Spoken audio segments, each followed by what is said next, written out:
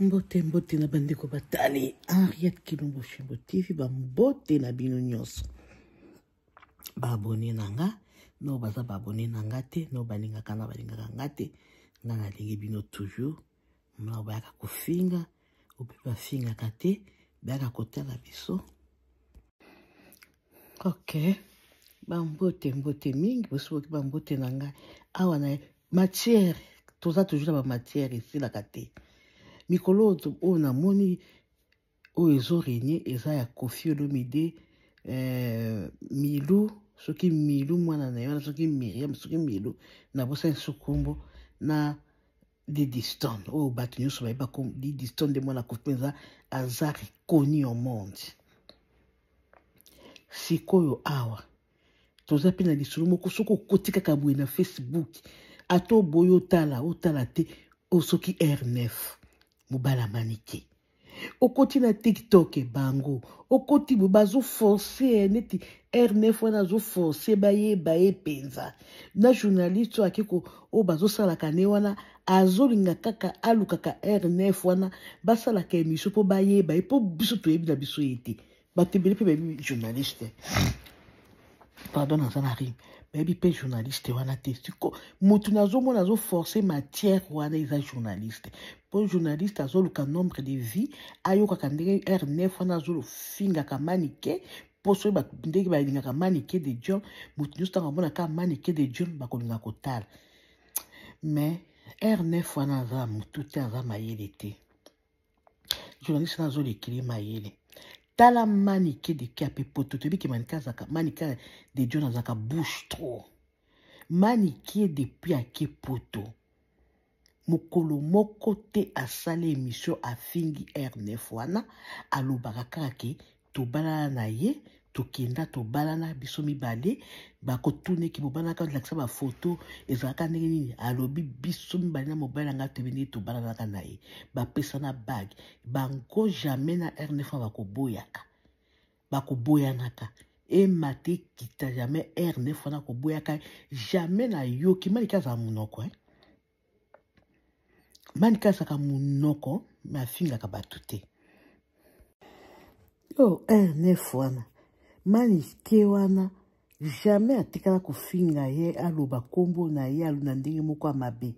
R9 alingi koyebana alingi bayeba bango biso kutu nde tosala ba YouTube tozala ba YouTube ba TikTok toyoka jamais kombo ya R9 toye koyebela kutu tango manike bana représenter ki azana mobile na uti poto abana manike kutu na kotanga kombo na ye te ki atanga ki mobile na kombo na nga R9 boy toye koyebela ye abimi kaka tanga moni manike ke deuxième tour na poto awa aye na journaliste wana akomi koluka ye po basaka ba émission po azwaka ba vie na journaliste yango toyebi soki azaka mutu chaîne nini toyebi ekutu te azolobaka makambo oyo R9 akoloba oyo ekoshoke ke manike akoyoka akoka motema pasi R9 azoloba makambo asali te penza yo R9 yo ebaki manike aza mokolo okenda kolala na mama mokolo mpona nini okenda kolukele nini R9 imagine to azobenga ntina na banani batu azoparvenir te kobenga bacamionnette azoparvenir kobenga batu ke ye ntango azalaka na bocomprendre ntango azalaka na nani na manike na ntango ateni Adam na Eva ayebaka nini na se ya manike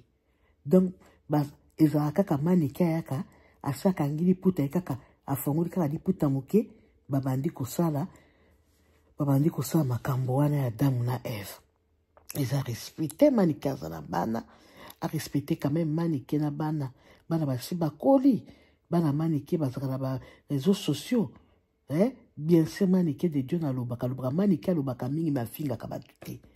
akokoma tina niveau wana te akoloba biloko mosusu akotia babese ke bato batala akokoma tina partie intime te o manike aza kokauka zombo akokauka mbisa akokauka soki tolingi osala nde makambo papa na mama na depuis bafandi 15 soki 18 soki 15 ayebi na se ya manike te amona kutu te Tant que basalaka yakangaka misu manike azalaka kaka fongoli elamba boye liputa basali sali ayebaka nini nzota manike mikuwa na mikuwa. Quand même R9 faza na respect. Et qu'on a été en internet surtout to kaka makambo ya salite tozana bana basi bakola bayoka bat bazolo ba makambo ndenge wana ata bana na biso te a respecter quand même ata manike ndenge aza déjà na bana. Manike sala tala mwana ya mukolo ya liboso. Na yebi ko tukomolete na bosa nkombo naye. Tala mwana ya mibale. O muso anda ko yemba wana. O azoka chance te ba orchestre muso ezwaye. Jonathan soki Jonathan muso na liboso na bosani tala o ya misato. Na o ya mine manike sa ko si bala quand même R9 il faut à respecter manike. Soko zui mwasi ya manike ni me manike kuna na poto nam nyoso zo finga yi. Tinengo zo finga akauka lokuna zombo. Ke oyebi ete depuis 15 ans oyeba South Africa na ndenge ezalaka te. Jamais manike à répondre. Manike saka munoko mais jamais azo répondre. R9 surtout yebaka ote, internet yebaka ote, TikTok yebaka ote, YouTube yebaka ote, mokilo yebaka ote pose eloko te. Ozaki lokola mutu normal ozaki star te. So lelo o R9 ba komi ko bengo R9 eza pona okomi oyebani pona manike eza sama manike pose laki ozako kenaka ba poto no soki mboka tout d'abord yo ozalaki wana oyo zo benga ozaki na poto soko komi kuna okoti kuna soko okene ti kobwakisa jamais okobimaka libanda eza poto te toko benga ngo ke soki eza na Europe soki chiffre de comment mboka okomela ngango eza poto te quand même. Oh, métis noir, métis. Yo, métis noir, métis, mobile kitoko. Jeune garçon que nous avons mokolo wana. Na maman mokolo na mabe a manike. Na ndenga za zombo. Manike za zombo. Pese kuti na komo bozo benga. Manike za zombo. Mofanye 15 ans. Na 15 ans nezate kayondo sungu manike manike pa sungu mingi. Et donc ça ka pas se respecter manike. Manike azana bana. Jonathan, mwana liboso Jonathan azana mwana. Mani azana mwasi pe na bana. Bana bakobenga manike koko. Jonathan pe asa komeka olinga. Oya mi banana pe prince soki pasa koma pe kolinga. Ba copine ba okaka mutu moko R9 moko bo alo baka mama na bango ndengwana. Bien te. Soko zo continue na banzi bana bakotike bana ne bakotike lo tante avant que manike akita na Kinshasa soki bolingo na bino ngo ezalaka bana ne bakobetao journaliste ko saka ndenge wana luka ba vino na ndenge moko malamu na émission normal baninga basalaka okoluka te émission ozui mobali moko azalaka na mwasi yo kaka bien close this door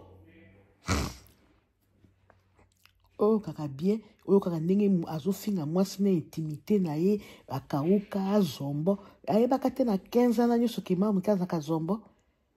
yo je ne peux pas okamata na koseka fianko c'est quelle sorte de journaliste ba konifiatu penzo za konifiatu yo po yo ozokende ko provoquer makambo soki totali bien ozokende luka R9 wana po ayaka kofinga ka manike po yo zwaka ba vie.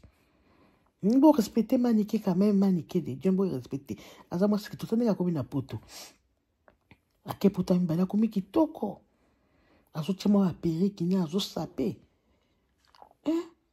ye wana lobika ka atande ngozo finge nde na yoki ozo finga ye zombo ke oyeba ena na senete na 15 ans ya lobika ka ye na yo